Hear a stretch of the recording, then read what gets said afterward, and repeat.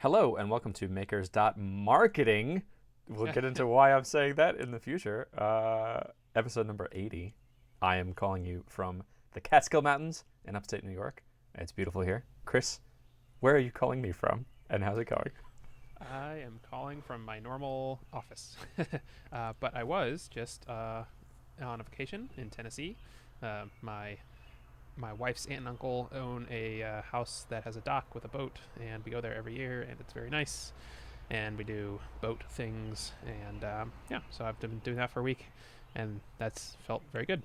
I love it. What sorts of boat things do you do? Do you water ski? Do you jet ski? No, I don't want to break my ankle. We do jet ski. They do have a jet ski, so yeah, I am the designated take the kid person. So I take the kids out on the jet ski, and then we swim off the dock, and we go. There's like some cool restaurants that you can park with your boat. I love get those. out and eat on the dock and stuff. So we did that, and then there's fireworks too. So we did that.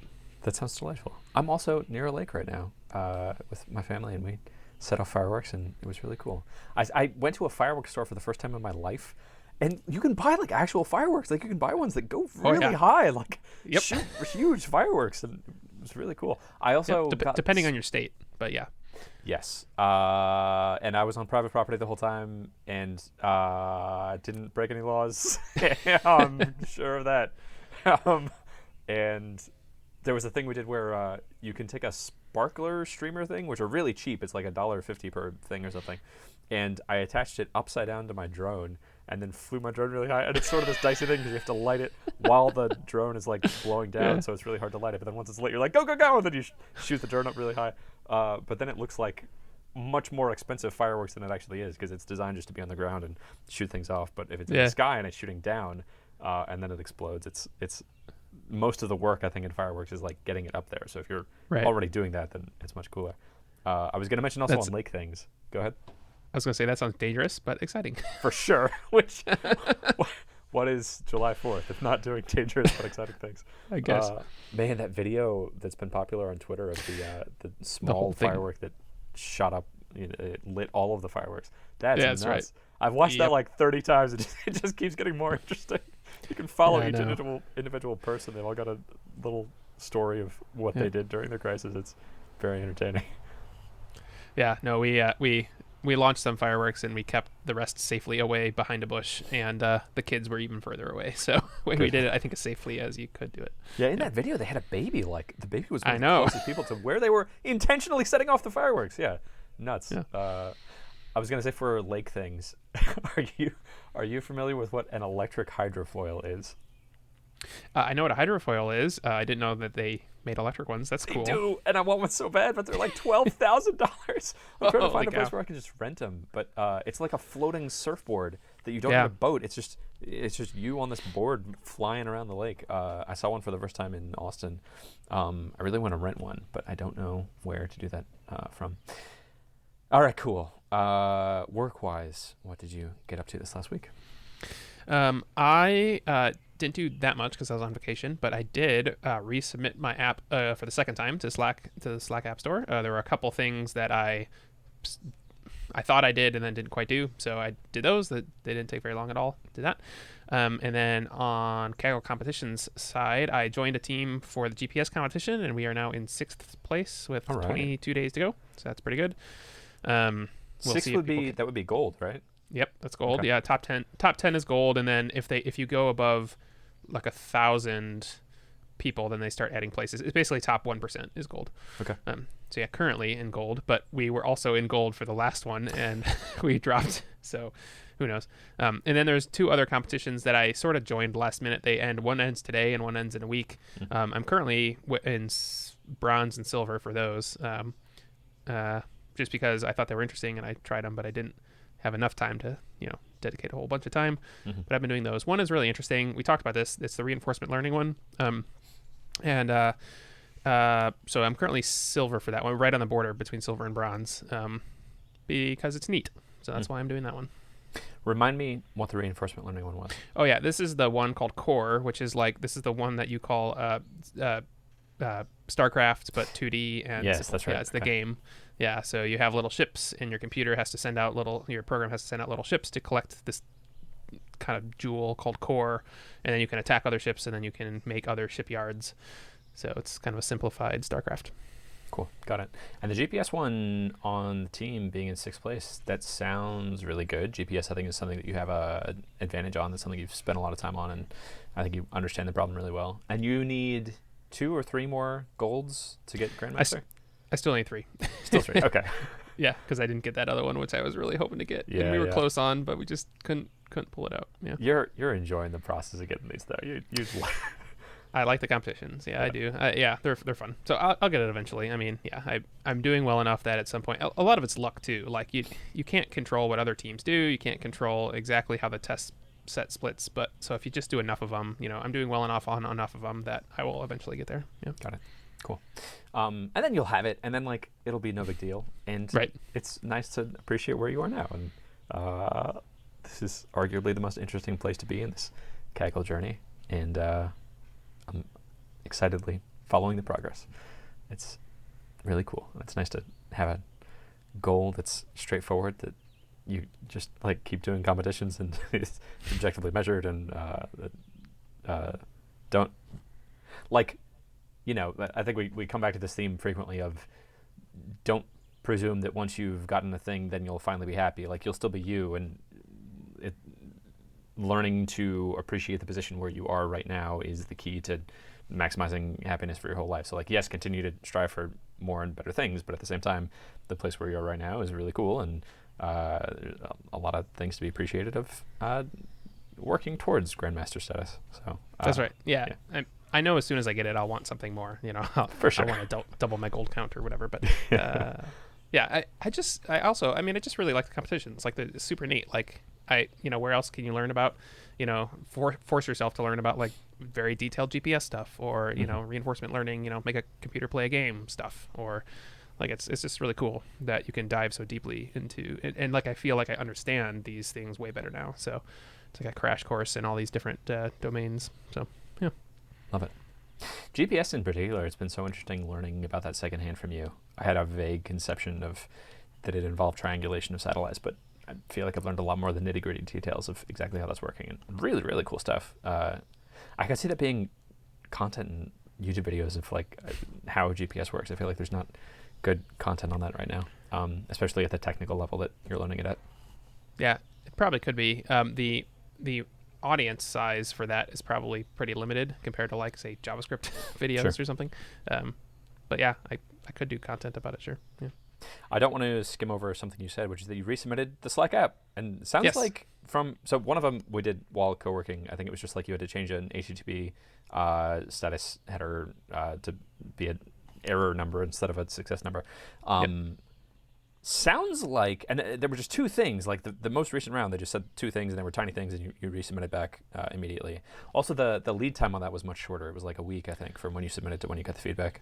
Yeah, resubmitting is a lot faster than submitting the first time. Yeah. Cool. Okay. So sounds like probably their response back after those 2 tiny things is going to be, here you go, you've got a Slack app in the Slack App Store.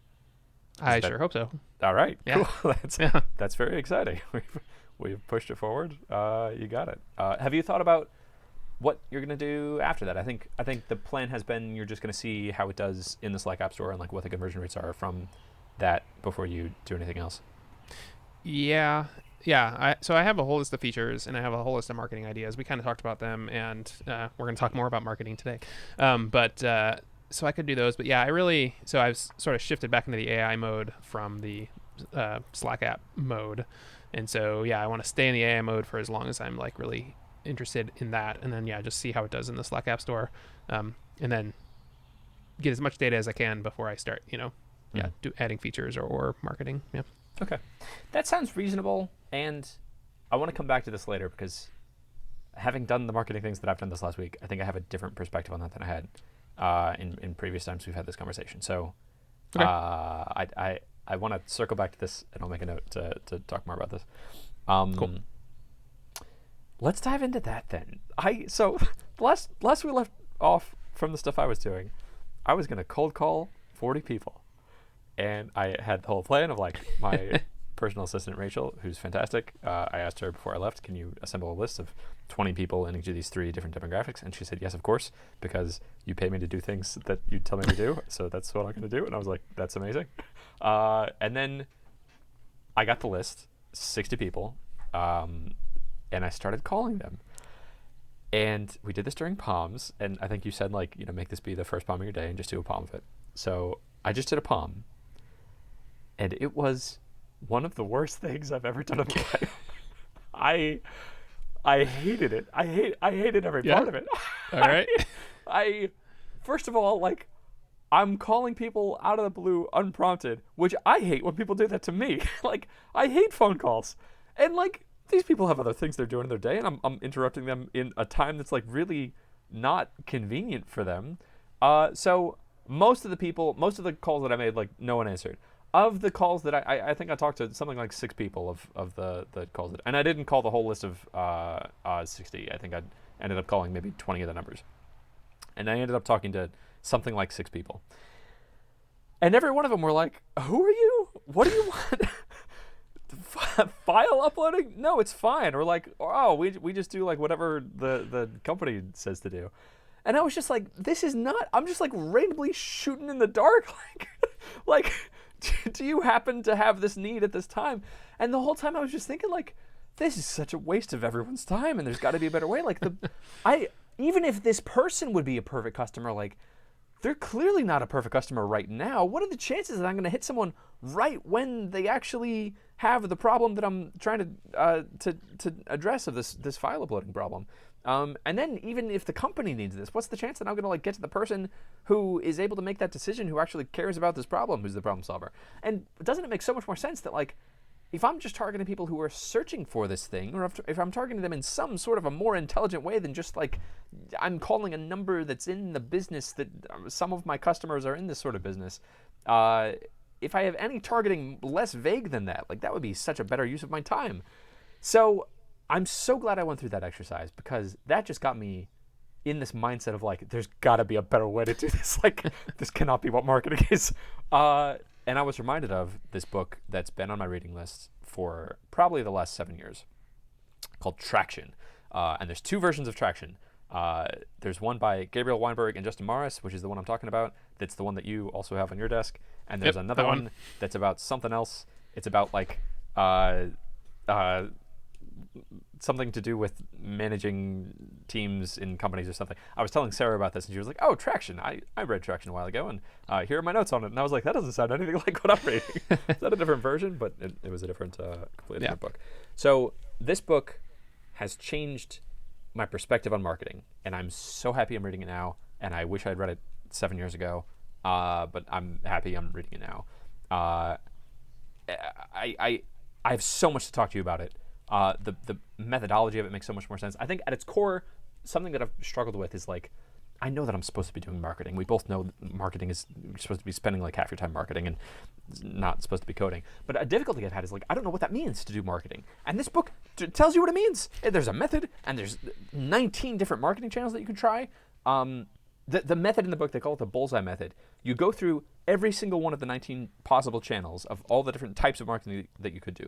You come up with at least one practical idea that would actually help to move the needle forward with the stage that you are in your company right now for each of the 19 ideas. Then you triage those into like, okay, what are like the most promising 3 ideas from that? Then you do a 1 month, less than $1,000 experiment in all 3 at the same time. And then after that month, after you've been able to measure what your customer acquisition cost is for each of the 3 channels, and how many total available customers there are in those channels, and have a rough idea of like what the type of customer is that you're getting from each of those channels. You pick one, or if you didn't get any of the good ones of those 3, you do the whole exercise from the beginning with the new information that you have. You pick one, and you just focus on that one, and you hyper optimize whatever that one channel is, and you keep doing that until that channel stops working, and then you do the whole exercise from scratch. So, I guess we've circled back to the critique that I was going to give on waiting for the Slack App Store stuff, which is like following the Traction method. I think the advice that Gabriel Weinberg, who by the way is the founder of DuckDuckGo, And then Justin Morris does something in the microcom space. Like he's been doing marketing for these types of businesses. I think they would advise you to pick 2 other channels to be experimenting with in parallel, and then have a way to test, have a way to like segment that traffic and figure out, how well are each of these channels converting, and then from there, double down on one of those channels. I will pause there because I have so much more to say. I'm pausing there. I don't. What are your thoughts? Sure. So I think the cold calling exercise performed exactly like I thought it might, and is like a perfect It's not a failure. It's like it did exactly what it was supposed to do, which is kind of kickstarted your marketing journey. Told you one thing that you absolutely hate, which is great. I think that's a win, right? You didn't like it, and it caused you to go read this book. So it's great. Yeah. Cool. I agree. Like, something that I think I get stuck in so frequently is trying to pick the best move before just moving forward, and not realizing like the mere act of moving. I was talking to a friend about this the other day, and they had a quote that was like, you can't steer a parked car. If I'm not constantly moving forward in some way, I know that marketing, I have this vague conception like I should be doing more marketing. If I'm not doing something moving forward, I think I could just be stuck in this place of just reading more books about it and just thinking about it and philosophizing about it indefinitely. And I'm really comfortable in that space, and I should not do that. I should move forward, because the mere act of moving forward, like, I'm learning in the process of moving forward. I have more information. I'm filling out my map of what marketing is, and then I can make better moves, and I can make better moves with this momentum behind me of like I'm actually doing things. And okay, well, maybe this isn't the best idea, but at least it's better than what I'm doing now. So yeah, that's a tactic that I'd like to do. In that spirit, I'd like to go through this exercise with you in this book. I've been going through the chapters. I think I'm only through 5 of the 19 different tracking channels that the book recommends, and I think I have something like 12 ideas already in each of these 5 across these 5 channels of marketing things that I could be doing. And part of the method of the book is they recommend you ask a friend or mentor what their hot take is on these different channels, and then that determines what the top 3 are that you pick to focus on for a month for under $1,000. So, are you ready for the first time we've done hot takes? Not with development ideas or things that I'm going to code, but with marketing. We're doing marketing, Chris. Excellent. Marketing hot takes. Go. Marketing hot takes. Okay, the first channel is blogs. And this book was written before the idea of influencers was very popular. I think it was written in 2010 or something. So this sort of also encompasses getting influencers to talk about your product. But here's my basic idea of what I would do if I pursue this blogging channel. I can find everyone on YouTube who has made a video talking about Dropbox file requests or Citrix ShareFile or what's the other big one? WeTransfer. Specifically like YouTubers who are doing tutorial style videos of like, hey, I found this thing and it can solve this problem for you. And I can reach out to them and be like, hey, I'd like to give you a free license to the business plan of FileInbox so that you can try it. And by the way, here's an affiliate code. If you send people this code, you get X percentage of revenue from that customer. That's the first idea for the first channel in the traction channel of blogs. What's your hot take on that idea? My hot take is that doesn't sound like blogs. That sounds like affiliate marketing on YouTube. Yeah. Is that right? Is affiliates like another? Let me look through the traction chapters. Affiliates is another channel. Yes. Yes. They kind of say that you can sort of mix and match them, and I haven't gotten to the affiliates part yet. So yeah. And yes, it's called blogs. So that I'm sort of adapting this for YouTube influencer type things. The core method that they recommend is reaching out to people who have blogged about it. So like, Right. I could also reach out to people who have blogged about WeTransfer and Centric Share File, and there's even people that have blogged about FileInbox years ago that I could reach out to and be like, hey, I have this new feature set, or like I'd like to give you a free license or something. But the basic idea is like I'm reaching out to people who are already producing content about this sort of thing and incentivizing them to do stuff about FileInbox. Yeah. Okay. So I like that general idea, but if you're going to call it blogs, I would think more about. I mean, you could still think about YouTube, but if you think about blogs, like there's probably several like top 10 file transfer services blogs, right? And it's very common. Like, so the first thing I'll say is that they probably get 10 requests a month for you should add my service to your top 10 list or whatever. So you'll probably get a very low response rate if you email them. Mm-hmm. But if you want to mix it with affiliate marketing, then I would maybe target like those feel like the lowest hanging fruit. The people who are already they either already have long blog posts about file transfer services, or they have like top 10 lists or top 20 lists or whatever, and say here's my service, here are the reasons that it's good, and here's an affiliate code if you want to put it on your thing. Okay. That seems like an easier lift than going to YouTube people, because well, okay, I guess my question before this is even how many, like, have you done like a canvas at all of how many people are blogging about this, or how many YouTubers there are doing something like this? Like, I assume there are people, but Mm-hmm. like it's probably not very big, which might be a good thing or a bad thing. But yeah, have you done any like sales safariing for bloggers or YouTubers? Very briefly, in a very like I made a note of a YouTube video in particular. That's like the first one I would reach out to. So this is a video from 2016 by a channel that has 406 subscribers. Dot to Tech, I think is his handle, and he made this one video about Dropbox file sharing, and he has almost 500,000 subscribers. So that this might be a difficult person to reach out to. Oh gosh, that audio just was really loud.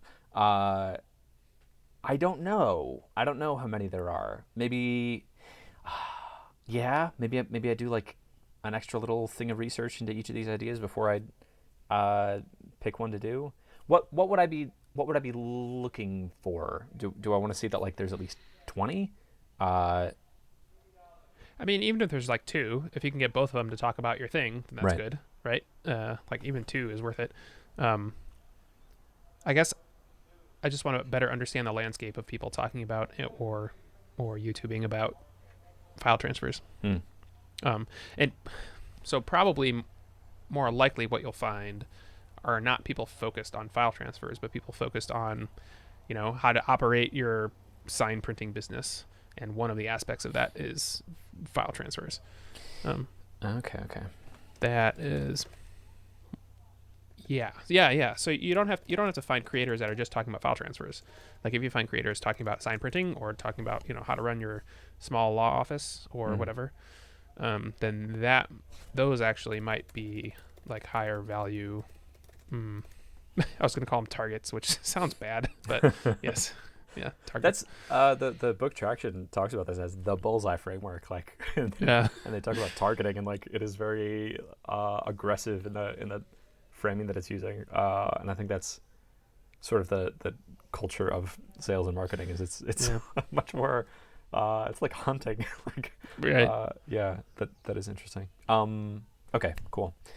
I'm not sure what the end goal of this is. Like, is that one wrapped up? Do we move on to the next one? I would also read the affiliate chapter first before doing anything with affiliates, because my understanding is that it's fairly difficult actually to run a very good affiliate like marketing thing or like an affiliate program. Okay.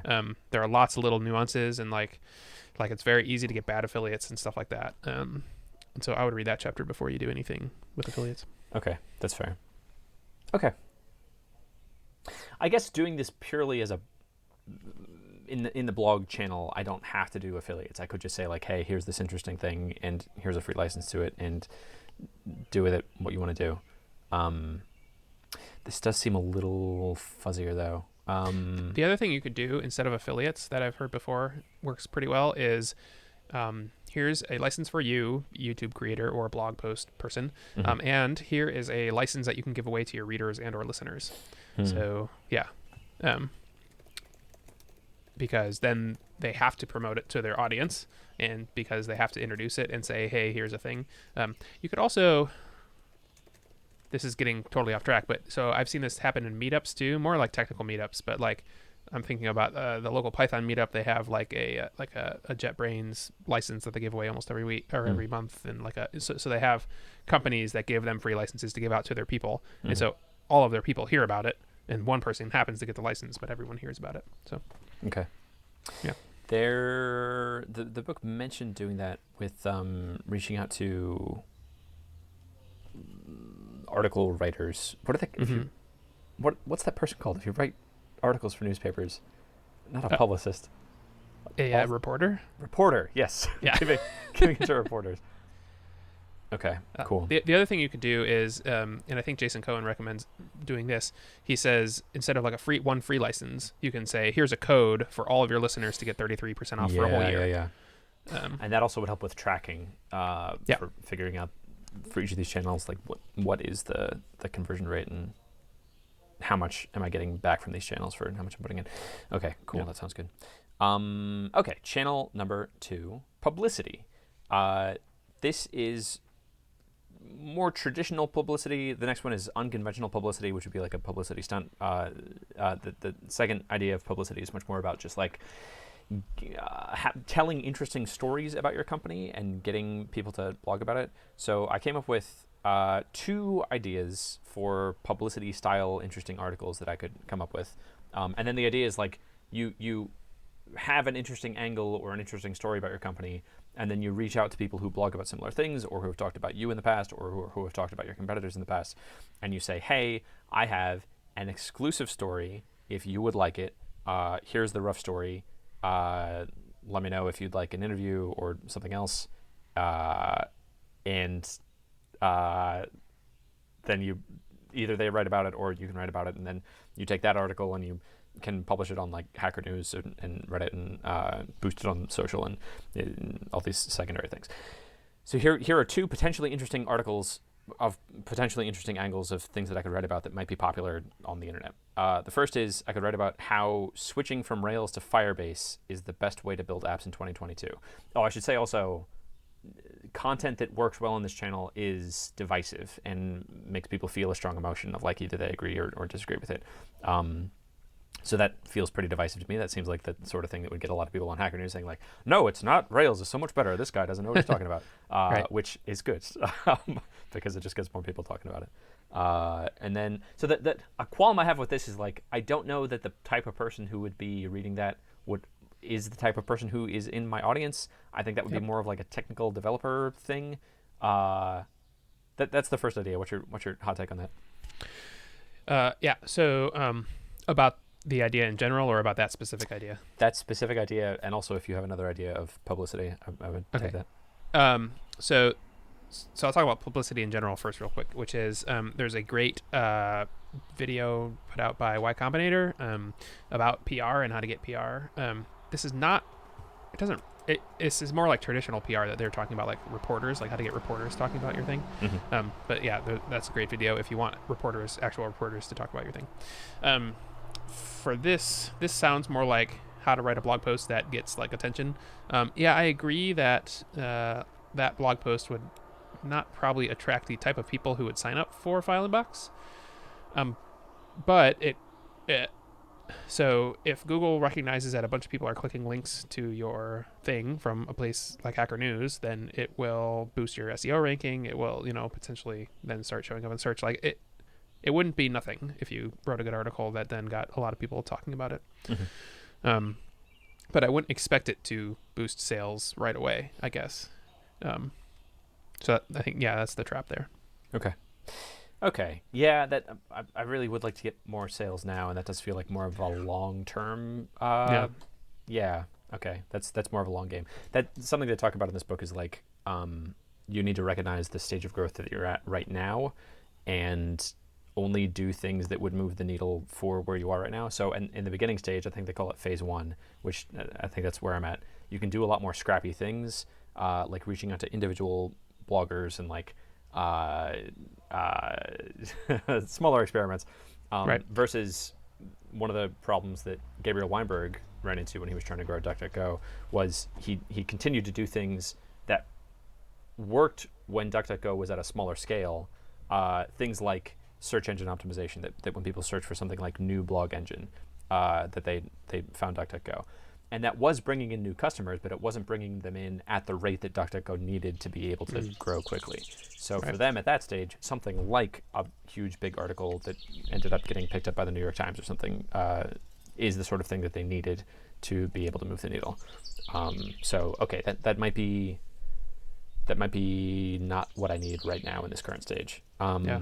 The other thing is that sounds like a good article to write to get developers to come, but then like the secondary thing that you may want to direct them to, like after they read that article, like if you had a developer API for transferring files, then that would be a really great like secondary thing to have in like the footer of that article, for example. But since you don't really have that, as far as I know, that it feels like it'd be wasted traffic. Okay, that makes sense. The second idea I have under Publicity is writing about trying to tell a story around that like FileInbox lets you send either much bigger files than anyone else does, and so this is sort of a newsworthy thing, or that FileInbox lets you send encrypted files in this new way that is the most encrypted files, that like the most secure thing that you could do. I think of those two, I don't know that I want people to be sending like huge files through this, because I think the money is in like smaller files that are like financial documents or something. But I also wouldn't want like I don't want people using this who are trying to send illegal files and who are excited about the encrypted part of it. Yeah, I think I'm just not finding a thing to sink my teeth into there. What are your thoughts on that? So I'm going to pretend like you do want people to send encrypted files, because I have advice for that, which is to get into the news cycle, you need a big event to tag onto, because you sending encrypted files is not newsworthy. Sorry. But if you write a big article, or nice article about how you allow encrypted files or whatever, and then you wait for a giant news event about how like some politician got caught sending unencrypted files and something, and then you publish the article right away, tweet about it, and then tweet the reporters talking about that story. That is when you can get into the news cycle, and that's when things really happen. So I did this accidentally with Meeting Place, because I launched it when Meetup did their pricing test, where they were going to charge free users $2 to RSVP to free events, which everyone hears and says, what? And I said, what? And I started my own thing called Meeting Place. And I tweeted about it, and I ended up getting into Forbes Online and The Verge, which are two huge articles. And I did it totally accidentally. Yeah. But you can do that on purpose if you write an article or a very well-crafted set of tweets, and then just hold it until you get some news event, which they link to. I like that. That's what I would do there. Okay, that's good. I like the idea of writing it ahead of time and then just because, like, of course that's going to happen, and of course there's going to be some high-profile thing of like Kim Kardashian send unencrypted files or something. Yep. Okay, and then I tailor it to whatever the specific news story was, and then launch that. Okay, cool. Okay. I think nothing in Publicity is jumping out to me right now as one of the three things to do in this test.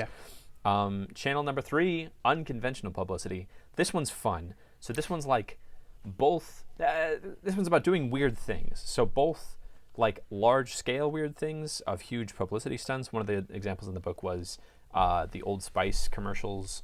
That then when people tweeted the Old Spice channel, the Old Spice man would record a custom video, like a video response for an individual person. And I remember this happening. And this happened like over a decade ago. But that was weird. And I was like, wow, this guy from those commercials recording videos live, responding to people on Twitter. That's so strange. Or like Richard Branson dressing up in a spacesuit. Weird things like that. So that's like the big scale unconventional PR. And then you can do small scale unconventional PR, which is like Derek Sivers sending an email to people that has this really vivid story of like instead of just a regular shipment notification, he told this whole story of like your package was lovingly crafted, and there was a parade through the town leading up to the post office, and we put it in the box, or having like exceptionally good customer service where you just go above and beyond, and like I think Zappos does this, where like the Zappos customer service has ordered people pizzas in the past when they said they were hungry or something, but more individual things, or like handwritten letters, or like sending people swag. So I have a couple ideas in this, and they're all similar. We'll just go through them. The first is I could be sending FileInbox t-shirts or stickers or other types of swag to every customer that signs up, or every customer that passes some sort of a benchmark. Like, after they get 1,000 files, I could send them something cool in the mail, and then rely on them to like talk about it on social media. What's your hot take on that? So in general, I think unconventional PR stuff is great. Tuple's actually doing one right now. They have a contest going, or not contest, a voting thing going, so that you can they're going to send 3 open source developers on a vacation, which is kind of neat, and they get people to vote on it and tweet about it publicly. So yeah, that's an example that's going on right now. I love that, by the way. That's such a cool idea. Yeah. Yeah, it is. And it started because they got some money from Stripe wanted to loan them $200,000 or something, and they're like, okay, and they took it, and they just hired Aaron to be their, I don't know what his title is, marketing something or other, and so this is one of his first things that he's doing. Aaron Francis, by the way, lives about 10 minutes from me in Dallas. Oh, yeah. Nice, cool. Anyway, so yes. Okay, so you basically suggested sending swag out to people, which happens often enough that I don't know if it's unconventional enough. If you wanted to do something like that, I would combine it with another idea of yours that you had, which was the birthday thing, where you're like sending out like, your birthday, you're 2 years old on Jupiter or whatever. Yep. I don't remember what that is, but so come up with some weird thing. So the weirder it is, the better for unconventional things. So like, I don't even have an idea, but like the rate of your file transfers is the there's the same number of miles to the moon or something. I have no idea, but come up with something weird, and then either tweet at them or send them swag, and that will probably get more views. Cool. But also the other thing I was going to say is the reason like the tuple thing is working like so well, working is, we'll see if it works or not, that's to be determined, but the reason is because they understand their audience really well, and like open source people who are going to vote for open source developers are exactly the kind of people who they want using tuple. So you have to come up with a way to get whatever the recipients get, or like their retweets or whatever, that it gets in front of people who are the exact kind of people you want. And so that might be the tricky part. Yeah, something that I think worked really well with Tuple is like the type of person who's going to be engaging with that, I think, is also the customer for Tuple. The type of person who the type of person who's interested in sending open source software developers on vacation. Like, you're not going to be doing that unless you know what open source software is, and unless you've used it enough to feel grateful enough towards them to want to actually do something for them. Right. And like you realize why it's a big deal that they're getting recognition and stuff. Yeah. Right. Like, you're familiar with the open source developers getting screwed and like not getting money, and so there's a really good overlap between those two things. Okay. Yeah, and I just don't know. I don't know that I like have a good enough understanding of, like, I don't know what the issues are for sign printers that are like that to be able to tap into that well enough. This really does come back to like understanding who your audience is and where they hang out. Okay. I like the idea of weird birthday cards, or some sort of a weird card of like, you've transferred 10,000 files. That's more than the number of that's more than all of the data that like was the Apollo space mission or something.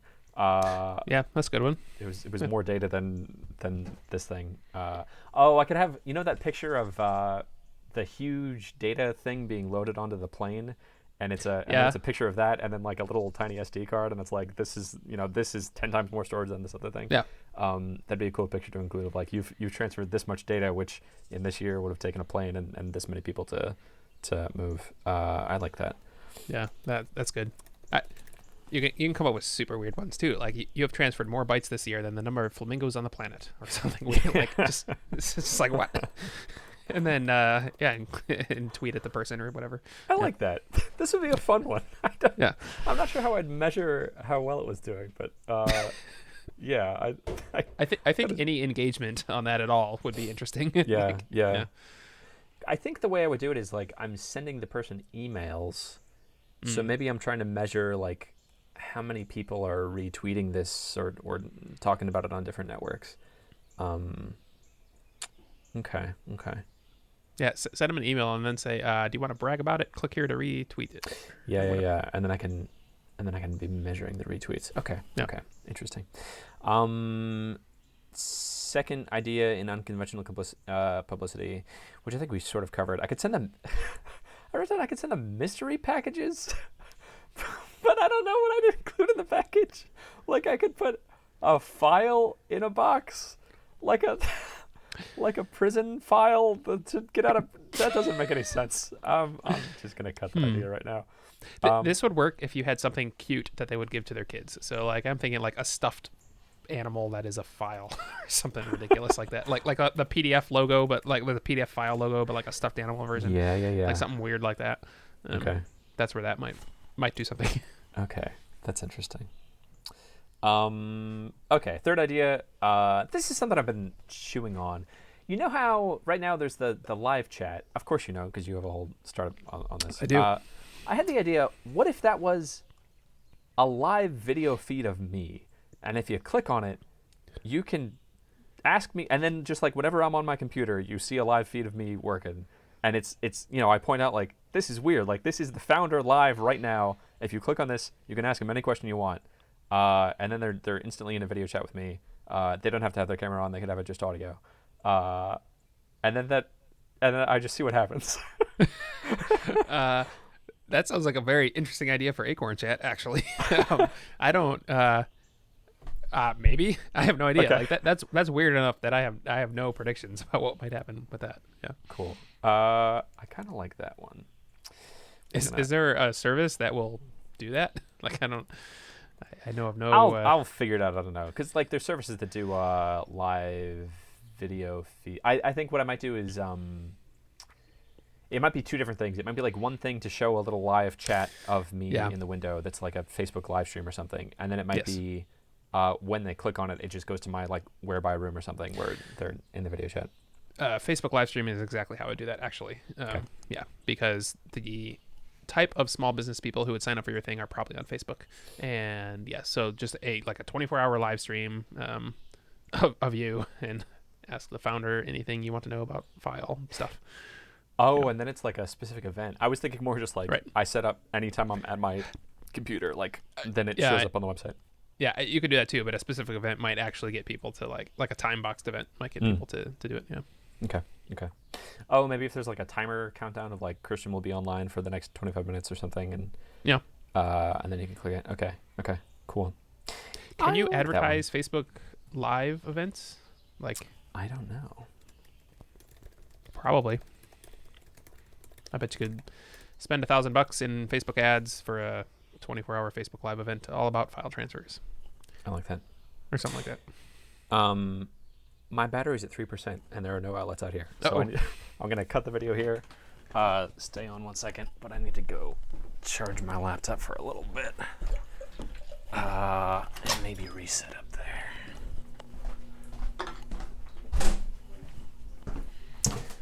If you don't cut the video, this is an interesting behind-the-scenes look at the creation of makers.dev.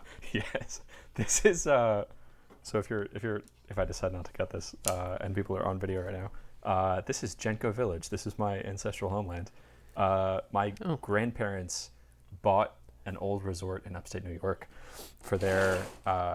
It was 4 brothers, and they each had 1 million kids because they're huge Italian families. And so they were like, we don't want our kids to be growing up in New York where they're going to like get into drugs and bad influences. So let's buy this resort. And then every weekend and every summer, we'll just load up all our kids in these our little sedans and then dump them in the nature in the wilderness. And then they'll grow up here. So like my dad's generation grew up here knowing all of their cousins because they were just out here all the time. That's cool. And then when they had kids, they brought their kids here every summer. So I grew up coming here once a year. And it was really cool. Yeah, it's like this. I knew all of my second cousins growing up on this side of the family. And so then my dad recently bought it, and he's been renovating it, and he wants to turn it into like a Airbnb, but also like keeping it in the family. So this property has now been in the family for 3 generations, because it was my grandparents, but they brought like their parents. Yeah, it's really cool and meaningful. Cool. When you go there, do you have to do any of the renovations? I see you have no ceiling above. That's correct. Yeah, there is. It's in a state of glamping right now. Right. It was a big deal when we got like electricity and water turned back on, and my dad's outside right now connecting the septic system. So you can't. All the toilets in this whole place have signs on them that are like, you cannot poop in this toilet. This is only for number 1, because otherwise the solids would just like wash into like their open construction zone where they. No. But that might be fixed today. Yeah, I'm totally not going to cut this out. This is really interesting. People might just get confused at the very beginning. Okay, 2 more ideas for unconventional publicity. That are actually the same idea now that I think about it. I'll merge them into the same idea. So, what if I did a event similar to, I don't know if you remember in the first wave of Bitcoin, so this would have been like 2013-ish, there was a site that published this article about how Jason Bourne would store their Bitcoin. And it was for this way, I forgot what the service was called, but they had this way of generating offline brain wallets in this really good encrypted way, and it like re-encrypted 700 times or something and made it really difficult to crack. And then they offered this competition where if you could guess the password to their encrypted wallets, you won a certain amount of Bitcoin. And so they gave away something like 2 Bitcoin or 3 Bitcoin or something. It was like, I don't know, $5,000 at the time. And for each of the prizes, the clue got harder to guess the password, and the amount of money that was in them got much higher. And so one of them like never got solved because it was like a 6-digit random alphanumeric password, and it was great proof of like, this is a good way to store your Bitcoin, because we've had this active competition that's like intentionally easier than guessing any password. And it still stands. Like, people haven't been able to get into it. So along those lines, I could do something like, hey, I have this new sending encrypted files transfer feature, and if you can decrypt the password, there's Bitcoin in each of them. And I could basically just copy exactly what they did and have like, the hint for this passcode is it's the 4th highest mountain in the world. And then if you could figure out the password, you get, 0.01 Bitcoins, and then it scales up to something like that. What are your thoughts on that? That sounds interesting only if the type of people who want to decrypt files are the same type of people who want to send the files. Like, if you talked about decrypting to get Bitcoin, you get a lot of Bitcoin people and a lot of decrypting people. Yeah. And I'm not sure if any of them are your target audience. Yeah. They could be. But also, this reminds me of, there's a few other things. Like, there was the one guy who owned, what company protects you from fraud, and he posted his social security number on billboards or something. Yeah. He ended up getting his identity stolen like 11 times, but he also got like 1,000 reporters to write about him. So, and I think he was kind of a jerk. I don't remember the guy, but anyway, like, stuff like that does work. Because the people who would be trying to steal his identity, like, people trying to steal your identity aren't the people who are your customers, but that still generates a buzz of... Right. The reason it worked for him is because he was going after the general public, and reporters wrote about him doing that. And so since reporters wrote about him, the general public found out about him. And so it wasn't just that the people trying to actually hack his identity were the target. It was the people the reporters were writing about, or the writing for. Which I think it would be a similar tactic for me doing this, right? Like, I would be doing this contest hoping that it would be picked up, and if I had, a Bitcoin prize that was big enough to be, interesting. It could be. Before you did that, then, if that was your angle, I would listen to that Y Combinator talk I talked about before, because they talk about if you want reporters to write about your thing, you have to start like 6 months before, like feeding them interesting articles, developing a relationship, like an actual relationship with the people who are going to tweet or write about your thing. Yeah. And then you launch the thing, and then you're like, hey, if you want to write about it, I think this is interesting. Yep. Basically. Okay. I think this is another one that feels a little too big for what I'm trying to do. Like for the amount of growth I need for this month, I think I only need like 6 customers at $100 a month. And so this doesn't.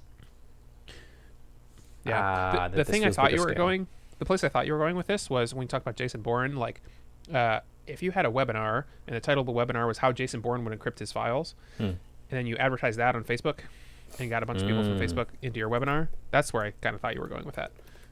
So have like a unconventional webinar, or similar, thing.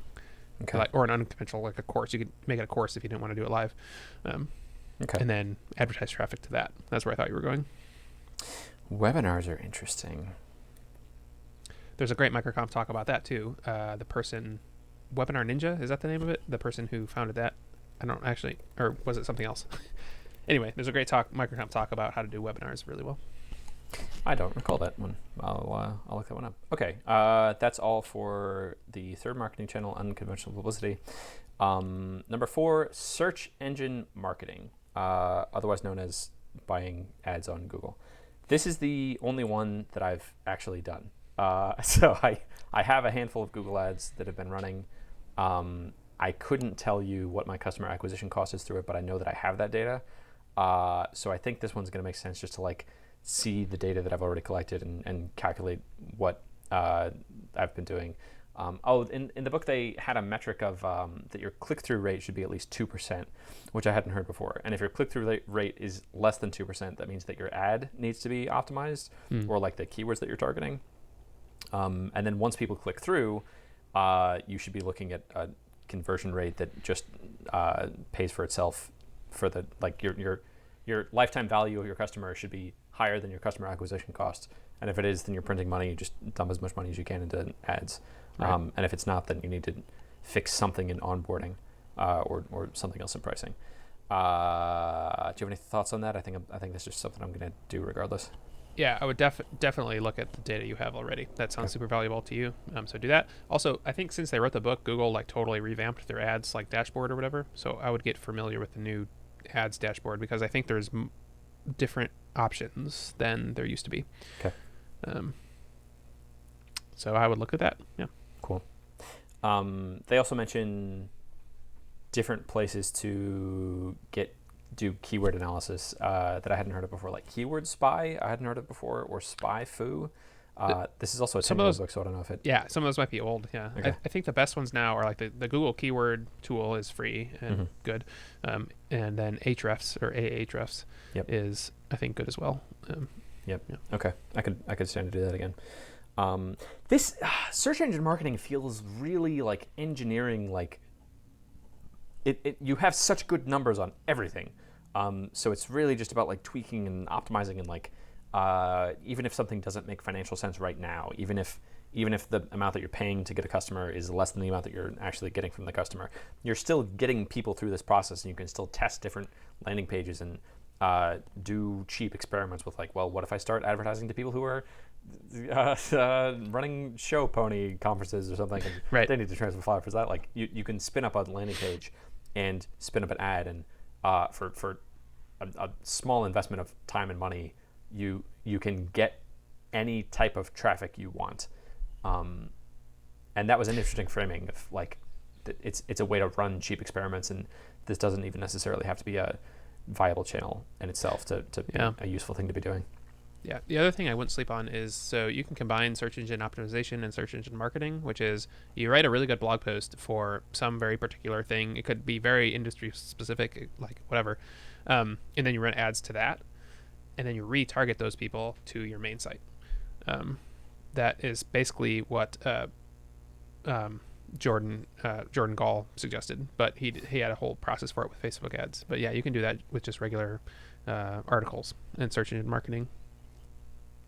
Yeah, he also boosted them on social, which was the next channel I was going to talk about. Yeah, and that worked incredibly well. I think about that all the time. I think he spent something like $4,000 in Facebook ads, and it turned into like $2 million in company valuation or something. Yeah, ridiculous. Okay. I think my takeaway from number 4, search engine marketing, is just like mop up the data that I already have, and then that might be a good next step to like if I'm seeing that things actually are converting, or I'm gonna get some sort of useful information from that data. I just haven't looked at it in a while. Yep. Cool. Next one, and the last one of the chapter that I've read, which is only 5 of 19. So like, my gosh, this book is so good. Is social and display ads. I learned so much in this chapter. I had no idea that, first of all, there's so many things. The first thing, there are 2 sites called MixRank and AdBeat that apparently let you see where your competitors are advertising and show you the advertisements that your competitors are doing. Cool. So for sure, I want to look at that, specifically for Citrix ShareFile and WeTransfer. I think those are like the biggest companies in this space. There's also sites, Alexa and QuantCast, that I've never heard of before, that apparently shows me which sites those ads are showing up for. Yeah, Alexa was just bought or sold to something like I think Alexa has changed hands since this book was written, but yeah, Alexa's used to be an important site for determining where you rank. Yeah. Okay, that's interesting. It's been interesting reading through this book of like a lot of the information is low-level tactics that like are going to make sense even 100 years from now, and then some of it is more outdated, like they're referencing companies that don't exist anymore. So that was the first interesting thing. The second interesting thing was, you know how when you go on Forbes or the New York Times, they have things that look like articles that are actually ads? You can buy those, which like, of course you can.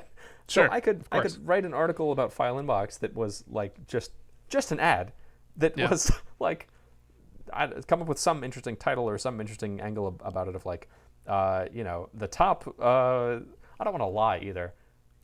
I don't know. I read some interesting article, and I could have it be on Forbes or Vice as something that looks like an actual article. So I would do that at least once, so you know how it works. And then this is exactly where I would put those articles that are like attached to some bigger story. So if you write an article about encryption, and then like what's the guy who defected to Russia and had all that stuff about the anyway, if you have some encryption story big in the news, Edward Snowden, right? Yeah, that's right. So every time Edward Snowden resurfaces, then you can run an ad about how encryption something with file transfers. That's how I do that. I would wait until there's big stories and then run ads. Okay. But I would do it at least once, so you know how it works, because then that allows you, because you have to be fast when there's news stories that you want to run ads like next to. You have to be able to run it quickly. So cool. I like that. That's a really good tactic. Like, yeah, have something just like in the pipeline for when there's a big swelling of something in the industry that then you can talk about. That's something they haven't talked about in the book. That is a really good idea. And you can predict some of these. So like election cycles, for example, like when they're going to happen. And so, if you have some, I don't know exactly what you would do, but like, something about files around election cycles. Like, generally in, November, you're going to have a lot of election news. And so you have something about files for election stuff, and you run that during November, right? Mm-hmm. So, or September, October. Yeah, that's interesting. There's going to be some leak of some files from some political opponent, or yeah. Right. Okay. The last idea I have in this section, and for now only 25% of the way through all of the channels in this book, are I cluster these together because I'm not quite sure what I would do, but like YouTube ads are a thing, and Reddit ads are a thing, and LinkedIn ads are a thing. And I could target people who would be potential customers on those different platforms in different ways. Like on YouTube, I could film a little video that was like a tutorial of how to set up a file transfer site on FileInbox, and I could set that up to advertise before videos about file stuff or accounting stuff for something on YouTube. On Reddit, I could like target a subreddit of accountants, and I could have a little banner ad that's something more targeted towards them. I don't know. LinkedIn also, I could target like people with certain professions, and I don't really understand how LinkedIn ads work, but yeah. Yeah. Of those for you, I think YouTube would work the worst, probably. That's my Okay. guess. Just a guess. LinkedIn would probably work pretty well, but I would read a lot of LinkedIn ads first. Like LinkedIn has kind of a specific way it works, and so like just understand that better. And then Reddit might work actually really well if you found the right subreddits. Just be warned that Reddit users, they have zero tolerance for BS, and so like just be very careful about that. But if you hit the right subreddit with the right ad, I think I can see that doing well. I feel like of these three, I feel like I understand YouTube really well. I don't understand LinkedIn at all, and I feel like I understand Reddit really well. Like I understand what you're saying about users having a really high BS filter. So I think if I had something actually useful that was like, it can't smell like an ad. Like they're gonna see that it's an ad, but it can't be very addy. It has to be something actually useful. That's in the book. They said like you need something that's exceptionally witty or like entertaining for ads to work well on Reddit. Yes. Yeah. So okay. So far, only 24% of the way through this book. I think the things standing out to me to do are I really like the live chat on the website. I really want to try that. I'm not quite sure how I would measure how well that was doing. But that feels like a cheap thing that I could set up of just like, I set up a Facebook Live video in there that if I have a Facebook Live thing going on, it's going to show the video there. And then when people click on that, it just goes to my whereby. Like that feels very easy to do. And then I just set that up so that, I can turn it on and off. So my video only shows up on the website when I'm actually online. And then the weird birthday cards is interesting, but I think I want to think about that a little bit more. I like some of the ideas we came up with of like sending more bytes than flamingos on the planet or something. There's a lot of things I could do with that. And you could do it with like just through email to start to see if anyone, like, you don't have to send it through the mail, which I think was your first idea. Although people actually open things in the mail, so whereas they may ignore stuff in email, but okay.